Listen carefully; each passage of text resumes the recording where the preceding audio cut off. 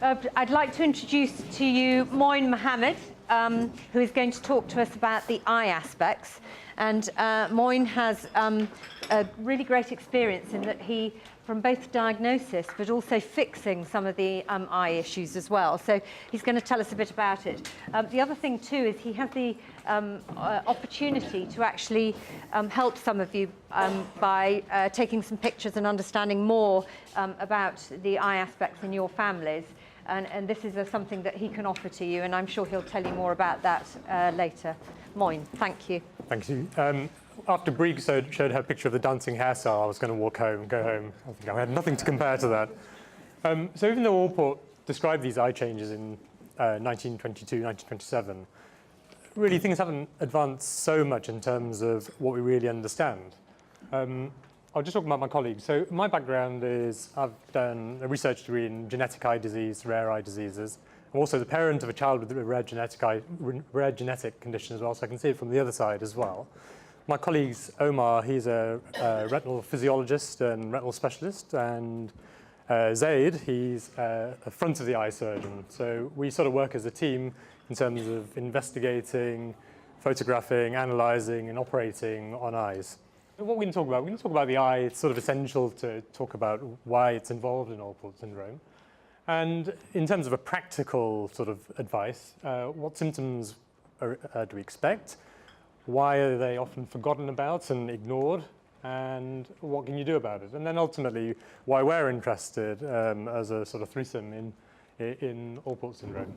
No talk on the eye would be complete without the analogy with a camera. So essentially, the eye works in a similar way. There's a bit at the front of the eye, which focuses light onto the back of the eye. And really, it's all these structures, the cornea, the lens, and the retina, are all affected in Allport syndrome. You all know that if you've got a smear on your camera or the lens is dirty, the picture won't come out clear, and it's pretty much the same thing. Similarly, if the film at the back is damaged or the chip is damaged, you won't see clearly, and these are the structures that are affected. So in terms of, we've talked about collagen and basement membranes, et cetera, and we've got the same thing. Type 4 collagen is present in the cornea, in the front bit and the back bit of it. It's present in the lens, and it's present in the retina, both at the front and the back. So these very crucial structures in the eye have got the same key structure, which affects the kidney and hearing. So in terms of the actual problems that you can encounter in Allport syndrome, probably the most common thing is short-sightedness. And we don't know whether that's because of abnormal collagen, whether that affects the growth, or possibly more commonly, that there's subclinical changes in the lens. The lens is, again, the key focusing mechanism. And if the light is focused in the wrong plane, you're either short-sighted or long-sighted. We find most patients with Allports are short-sighted. Now, that's a problem that's very easily remedied. You go to the optometrist, and the optometrist prescribes glasses. But the problem becomes more difficult when the error in spectacles becomes more than just a simple refractive problem. And then spectacles can't correct the change, contact lenses can't correct the change, and then you need to really start suspecting whether something's going on in these key structures, the cornea, the lens, and the retina. This won't really mean very much. This is a very high magnification picture of a normal cornea. That's a clear window at the front of the eye. So this structure is only 0.5 millimeter thick, but the type 4 collagen is in the front bit and the back bit, and this is the iris which we see behind. So that's the sort of magnification we're working at. We see an eye blown up to that sort of proportion. So again, there's no guess as to whether the collagen's abnormal or not, or what's happening. We can usually see these things. That's the beauty of the eye and eye disease, is we can see that the structures are all transparent, so we can see them if there's either a problem there or there isn't. And we'll talk about that a little more in a sec. So again, one of the problems that is really very poorly addressed in Allport syndrome, almost universally ignored, is discomfort of the eyes. A lot of patients complain that their eyes either burn or sting or get intermittent watering or intermittent sharp pains. And that relates to, again, this is a picture of the cornea, and these tiny little white spots suggest there's a problem with the way the corneal lining is sitting on the basement membrane of the front of the cornea. That is usually very easily remedied just by using lubricating eye drops. But again, that story is not out there. That's something the optometrist should be able to pick up, and something you can just buy over the counter in terms of a sort of short-term fix if you're getting that problem. You're all aware of when you take photos of the eye, you get this bright red eye type thing. Now, we use that as quite an important finding, because what that's doing is it's telling us whether the optical system is clear. Does light get all the way through and come back? Now, another change we see in all ports is something called posterior polymorphous dystrophy. It's a bit of a mouthful, really. It's quite a rare finding. But again, we're saying it's a rare finding because the literature on all ports in the eye is pretty sketchy. There's 60 or 70 publications looking specifically at the eye and all ports, but none of them are really big enough to give us sufficient detail. There's some studies which say about 3 in 100 people will have this condition, whereas other studies will say 20 in 100 will have this condition. We just don't know because most of those series are looking at somewhere between 10 and 20 patients. So we don't really know what's going on. If we don't really know, then we can't really advise people as to what's going on, what they can expect, which is why we really want to engage people with the condition for us to look at the eyes, hopefully over a length of time, so we can advise in the long term slightly more effectively. So in terms of posterior polymorphous, that's something that can change and progress with time and cause increasingly blurred vision. Again, if you're looking through that, it's like looking through a dirty windscreen or a dirty window. The vision gets progressively mistier or blurrier. But again, there's a very simple operation which can treat that. Corneal transplants have improved significantly, and now just partial thickness transplants can be done. That's quite rare. Again, that's quite rare in our experience, but it's probably underdiagnosed.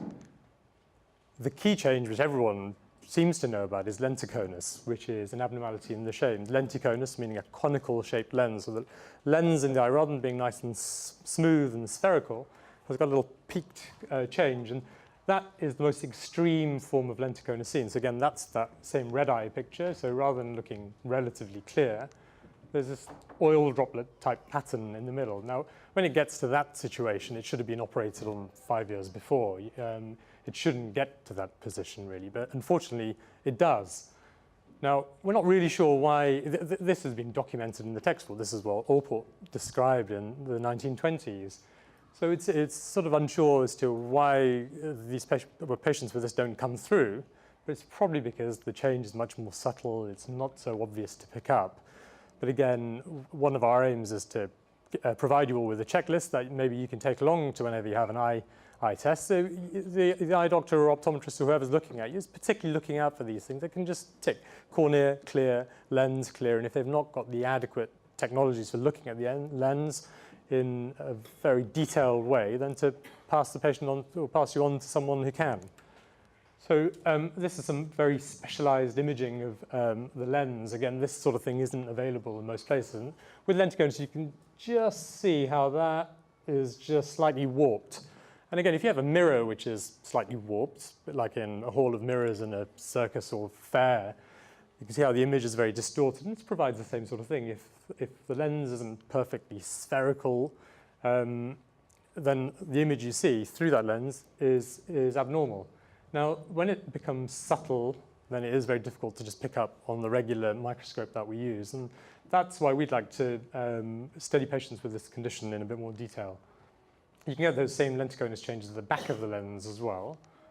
And this is the sort of test, again, which we have at St. Thomas's, which we like to do. It's a non-invasive test. It takes 10, 20 seconds to do. It's just a quick picture of the front of the eye, but it takes some very detailed mapping and computer analysis and tells us, again, whether there's some changes developing which aren't necessarily functional, but may ultimately have some sort of predictive value. Again, it would be sort of key to some of the work that Professor Flint has done. It's very nice to have some diagnostic tests. If we can look at an eye and say, yeah, we agree that these changes are very typical of all ports, and ultimately that may be helpful, if you agree with that. Again, this picture is not particularly meaningful, but a normal eye, there's an analysis called the wavefront analysis, which looks in great depth down to the wavelength of light, so just a few hundred nanometers, how light transmits through the eye. Again, this is a non-invasive, pretty quick test to do. And again, in all ports, the change is very noticeable. You can see how different that is to that. And that's a fairly sort of characteristic footprint of what we can see. And there's been a couple of case reports from Europe suggesting that you can detect the changes of all ports in the lens before you can actually physically see them. So again, that's another test we'd ultimately like to do. Now again, we don't really have good numbers or good ideas on what percentage of patients are affected and involved, because the studies to date have all been relatively small, so they don't really give us that meaningful data. So this bit is a picture of the retina, the bit at the back of the eye, the nerve layer. That's the bit that captures light and transmits it, processes it and transmits it back to the brain. So again, this is a key area. And some of the reports suggest that there are more changes in the retina than there are with the lens or the cornea. So this is an important bit to look at. This is a fairly normal retina of an adult, and a child's retina, it looks very different. It's all very shiny on the inside. So even that normal change can be misinterpreted for the changes we see in Allports. So there are some classic changes, something called flecks, which are these tiny little white spots. I mean, the good news from the eye perspective is, well, the relatively good news is if you have lenticonus, that's correctable. Front of the eye problems are correctable. And the retinal problems, despite being fairly florid, generally aren't associated with dreadful visual loss. So that's very encouraging. So we see these little flecks. They're fairly characteristic of the condition. You can see them in the periphery as well. And we see these in females too, but to a lesser degree. And then the more recently described change is this change called a lozenge. It's not really the best description. We can just see how there's just a slightly odd reflex there and there. And it doesn't really seem to correlate to any dramatic decline in vision. But that has been reported in one series in about 80% of cases with Allport. And that's just more of the same, really, little flecks, these little dots. Now, if it was an elderly patient who saw that, we'd end up saying they've got macular degeneration. But this is a sign we see much earlier in life, but it doesn't seem to progress to that degree. And this is, again, another sort of toy or gadget we'd like to throw. It's a very quick test. This sort of scan of the retina takes 5 seconds to do, and you don't have to have drops to put in the eye either. But it gives us detail down to 10 microns, 100th of a millimeter, as to what's going on at the retina. So again, we can see this little facets where the retinal profile has just been slightly excavated. And we can generate sort of clever 3-dimensional maps, and probably not that useful. But the type 4 collagen is, again, in that layer there and in that layer there. So it ties in with the structure and what's actually going on. So our aim, ultimately, is to try and examine as many eyes as possible and throw our relatively new gadgets. And then again, if you have 2 or 3 centers, or maybe more, that trying to work out exactly what's going on, then hopefully we'll be able to disseminate that knowledge to our colleagues in the ophthalmic and optometric community as to specifically what should be looked at, and then hopefully come up with some sort of national guideline as what the best approach is. You know, we should be looking for lenticonus early and intervening early. Why suffer with suboptimal vision? Because it's a struggle when you don't have to, when it could be corrected with a relatively simple 15-minute operation. Again, from our perspective, again, what we'd like to offer, if we see patients, then again, we can advise on surgery or the other issues or problems that we may encounter. And then Susie did ask me to produce this, and I've just run out of time, unfortunately, was to try and produce a handout, but I will get that to her over the next week or so. Just with some of the points which we've discussed today, say, make sure the short-sightedness is checked, make sure the lining of the cornea is healthy, because it's a pain if you're getting irritation and blurring in the eyes and burning and stinging. And then hopefully we'll send that out to you as well. And then ultimately, you know, hopefully through the registry or some other method we've not quite worked out the logistics, try and do as fuller assessments as we can. We'd like to see exactly what's going on in a meaningful number of patients to hopefully advise in the long term. And ultimately, there may be some predictive value in correlation as to what happens with the kidney disease. We don't know what will come out of the research. It may not be very meaningful, but we're quite excited by all the new technologies. I think it'll be quite useful. Thank you.